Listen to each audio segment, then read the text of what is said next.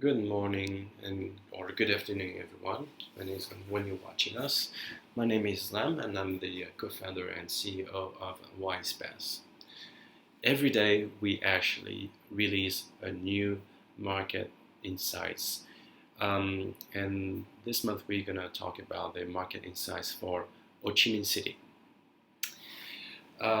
We've been doing this for the past 3 months now, and we're gonna break our video into four parts.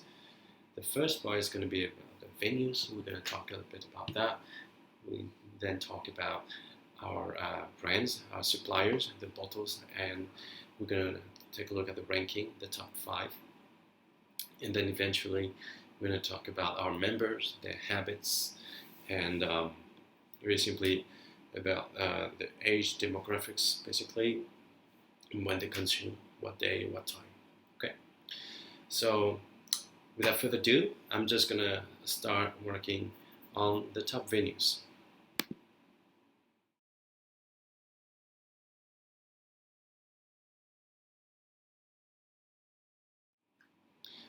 Top venues basically is been there's been a lot of changes this month in December. In the previous report that you can look on the blog, we used to have like a Zuma bar consistently for the past couple months. In December, this month, we saw Blanchie rising to the number one position, and they've been pretty good at actually welcoming our members, and they've been really open, just like to let us do some events over there. Members really like Blanchie's, even though they may not go every single night. But on the system, we saw that there is a broad base of members um, trying to get Blanchie, discovering Blanchie sometimes, or just like it's very convenient because it's mainly due to the location. Blanchie is basically in the heart of the city. It's just right behind the opera, and for members that actually work in District 1 around this area, this is one really good spot. Another reason we found out is because like Blanchie is really on the Hai Ba Street where we get a lot of bars. So this street is basically the place to hop on to this bar or that bar after that. So I guess like our members took advantage of that, and Blanchie really enjoyed. And from what we could record on our with our members, we saw that members usually spend like between like let's say 700 to up to 2 million sometimes. That's actually a range of sales generated for our members. The second is actually the society. So the society has been like has been the first venue launching with us. They're also in the heart of the city in downtown on the walking street. And just to be honest, like the society has been in the top five for the past 3 months.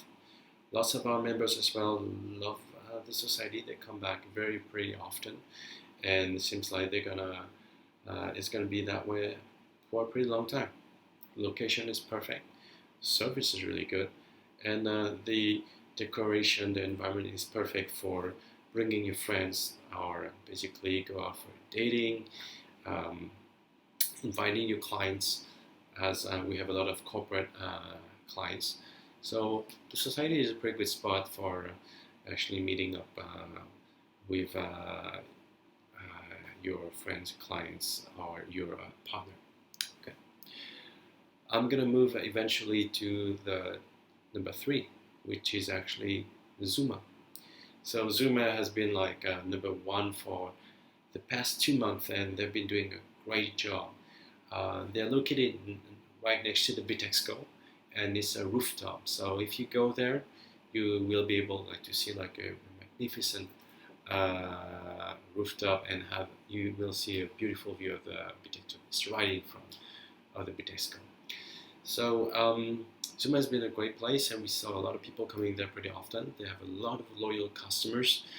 But as we grow, it seems that members, the taste, the let's say the the let's say members like to try new venues as well as we add more, and what we see is like the more venues we add, the more complex the distribution is. So we see that with like a little bit of venues, we see that Zuma was number one, and now we see that members tend to go to many different places now. So this is like the effect of our membership. Like it used to be very concentrated, like in the top 3, top 4, top 5, and now we have a really long tail, and so we can see like all the venues can benefit from WisePass. All right. So now I'm just gonna move to the next section, and it's going to be about the top bottles.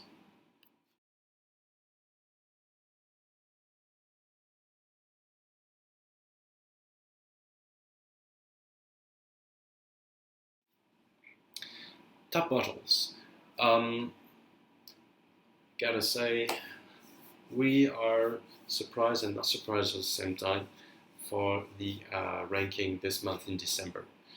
So in December we got the red wine as number one, and it's not very surprising for us as when we did talk and we discussed with the members, we see in the beginning like a lot of our members like look at the pricing and they say it's only 6 million per month and then you can get one bottle every night. The problem is after some time when members start to use our membership, they realize that drinking whiskey every night is not going to be a good thing to do. But drinking actually wine, red wine in particular, is actually a good thing you should do. As a matter of fact, red wine is actually pretty good for, it's a healthy thing. Basically, if you drink 1 or 2 glasses a day, for men 2 glasses and for women 1, then it has some really good benefits for you. So it seems like our members are getting more and more educated about that. And you can basically sustain and get more bottles within a month, rather than just getting maybe a few bottles of whiskey or vodka or gin.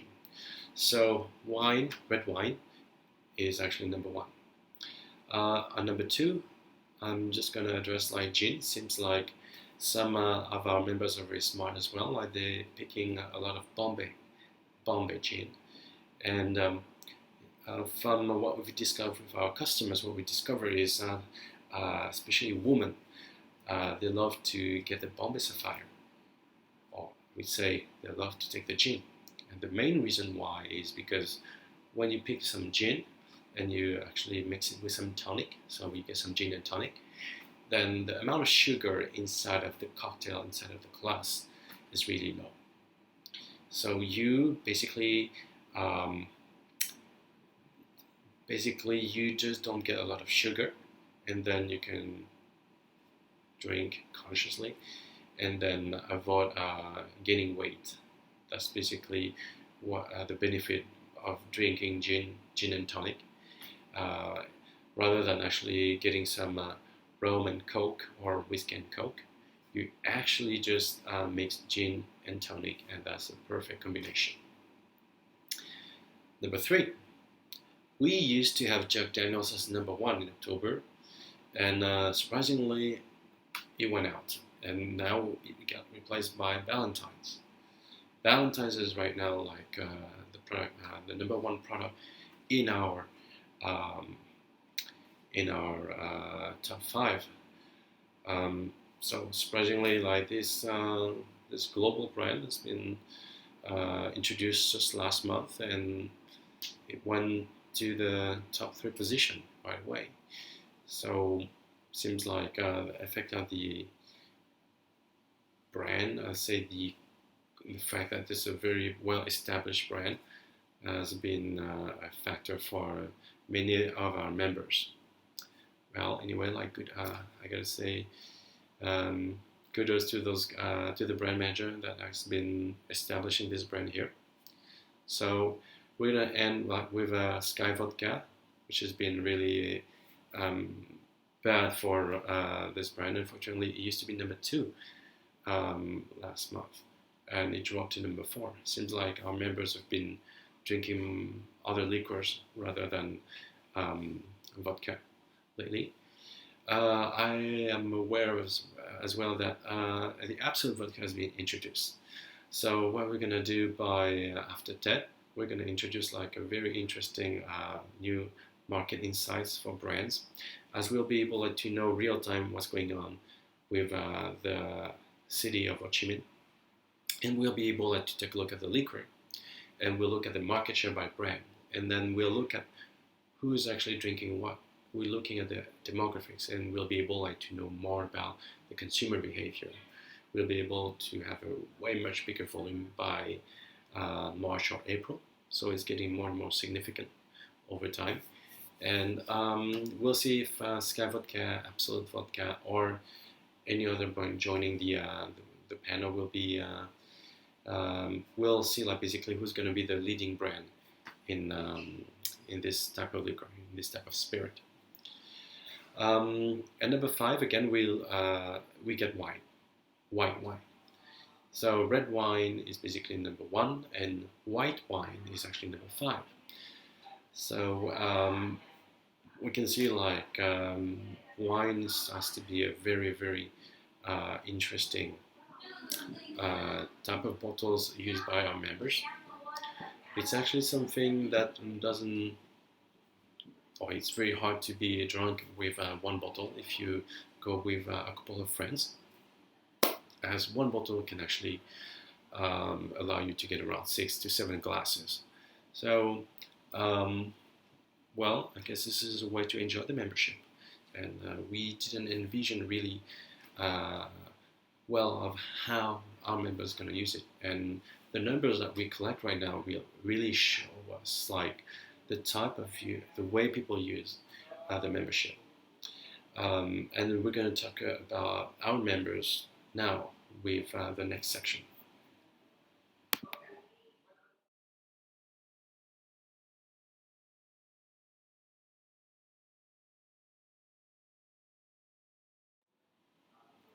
So, about our members, what we saw is it used to be a very male-centric product. Like the membership has been purchased mostly by men. Last month it was 90%. What we see in December is the number of percentage of men actually has been decreasing this December. It dropped to 82%. It used to be 90%, and now it's only 82%. Women actually start to care and actually to be interested in this type of membership. They actually come from businesses, like their corporate customers, and they basically pass it to the company, and that's basically how they leverage the membership. That's number 1. Number 2 is actually the age range is totally different now. We used to have like a majority of 25-34 people, like say like millennials, right? And the majority of our members now just went to the 35 plus category. Those people have high income, the decision makers, the directors, they're CEOs, and they definitely spend time in the places that we have in our portfolio with WisePass. So 75% right now of our members are above 35. That's an interesting intake, and it seems like it's gonna be the trend as we grow our promotion, our marketing efforts. We see that the interest from most of the people are actually in that kind of age range. It's 35 plus. 25-34 might be the second category, and that's pretty much of it.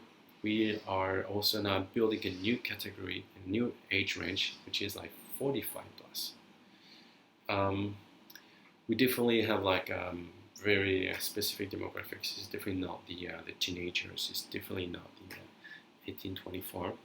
It's mostly like young professionals, at least like with a bachelor or master degree, and they have at least 1 or 2 years experience. That would be the youngest type of members. Now I'm just going to talk about the habits of those members.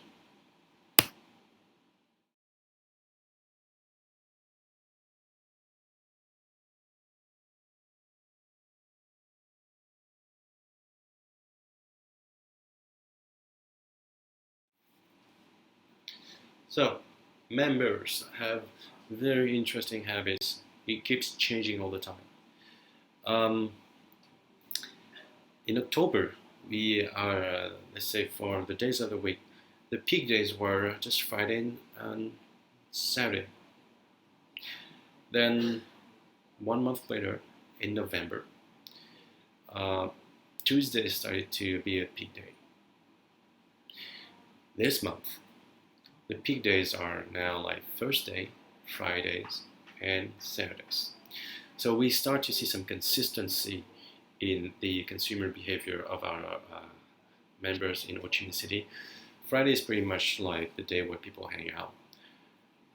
But during the weekdays, it's really changing a lot. So we right now like see at a very specific. We just see like the days keep changing over and over. So for now, like we believe that it's going to change more and more as time passes by, as we will grow in terms of venues, and we will also have like more members.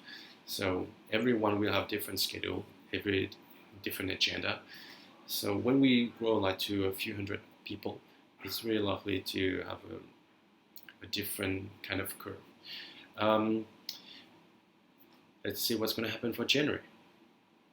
I'm going to end with a time of the day where we see again that 80% of our members like consume between 7 and 9 p.m.